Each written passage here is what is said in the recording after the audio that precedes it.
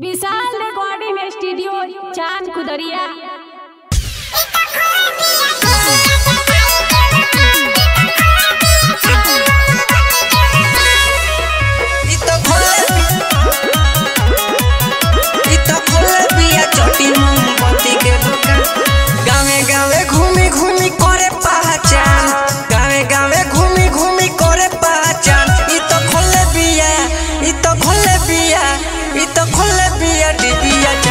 के दुकान ई तो खोले बिया छोटी मोमबत्ती के दुकान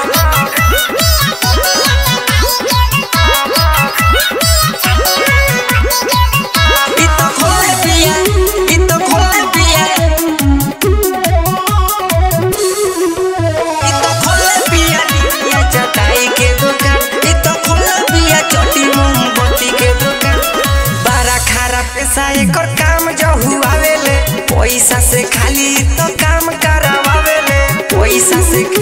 से काम करवावेले बड़ा खराब पैसा एकर काम जो हुआवेले पैसा से खाली तो काम करवावेले खाली देवे नगद नहीं देवे ले उधार खाली देवे नगद नहीं देवे ले उधार ई तो खोले बिया ई तो खोले बिया ई तो खोले बिया डिबिया चटाई के दुकान ई तो खोले बिया छोटी मोमबत्ती के दुकान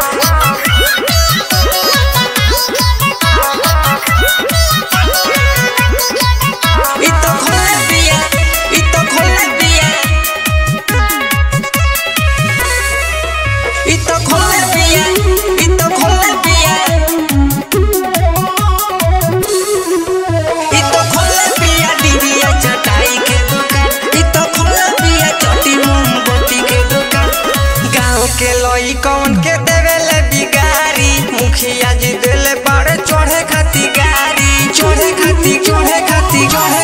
गाड़ी गाँव के लोई कौन के देवेले बिगारी मुखिया जी देले बड़े चढ़े खाती गाड़ी गौआ के हमारा डुबाई देलक सान गौआ के हमारा डुबाई देलक सान ई तो खोले बिया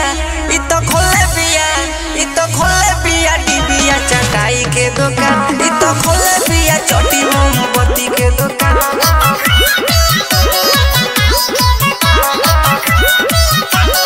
ई तो खोले बिया ई तो खोले बिया ई तो खोले बिया डिबिया चटाई के दुकान ई तो खोले बिया छोटी मोमबत्ती के दुकान छापारा सिवान बाटे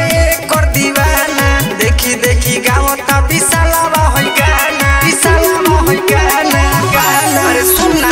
छापारा सिवान बावे कर दीवाना देखी देखी गावता विशालवा होई गाना बुढ़ाओ के लागता डोलाई दीमान बुढ़ाओ के लागता डोलाई दीमान ई तो खोले बिया ई तो खोले बिया